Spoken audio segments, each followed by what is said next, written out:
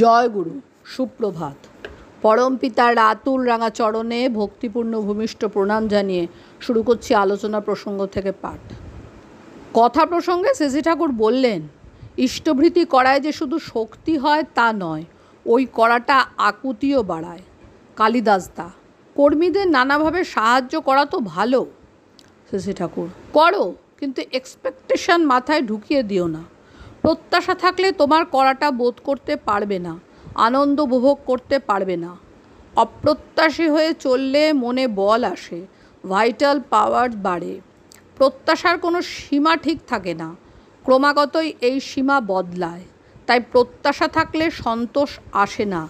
আগে প্রত্যাশা ছিল না, যদি কোনো সময় কিছু পেত তাতেই আনন্দ অনুভব করত।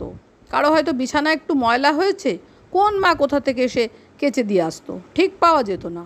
কর্মীরা সারাদিন কঠোর পরিশ্রম করেছে, দিনান্তে যা জুটেছে তাই খেয়েছে।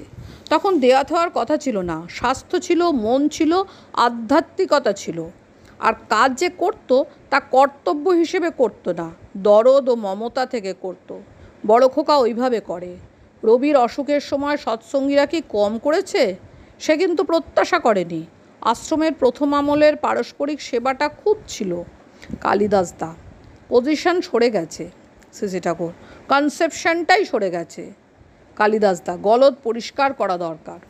শ্রী ঠাকুর, পরিষ্কার করতে হলে তোমাদের পরিষ্কার হওয়া লাগবে। নিজেরা পরিষ্কার হও, পরিষ্কার হয়ে যাবে সব শুদ্ধ। ওই যে জ্যোতি, আশ্রমের জন্য ঘর বাঁধলাম, তা কি জন্য? স্বতন্ত্র থাকা একটা জবর জিনিস তো।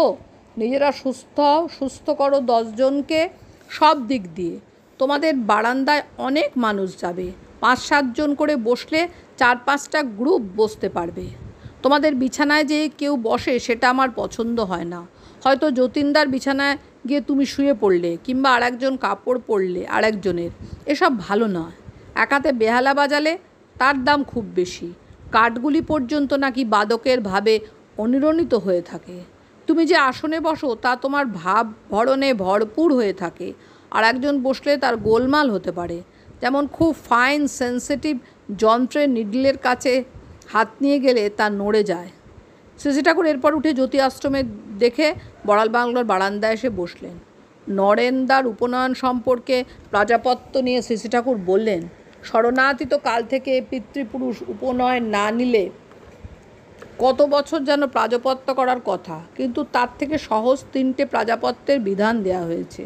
একটু পরে নরেন্দাকে বললেন, আমার মনে হয় যদি আশ্রমের ঘরদোর যেমন কষ্ট করে করা হলো, আপনারা যদি এখন ঠিক হয়ে নিতে পারেন তাহলেই হয়, নচেত অকামা নাপিতের ধামাধরা খুঁড়ের মতো হয়, কোনো লাভ নেই। জয়গুরু বন্দে পুরুষোত্তম।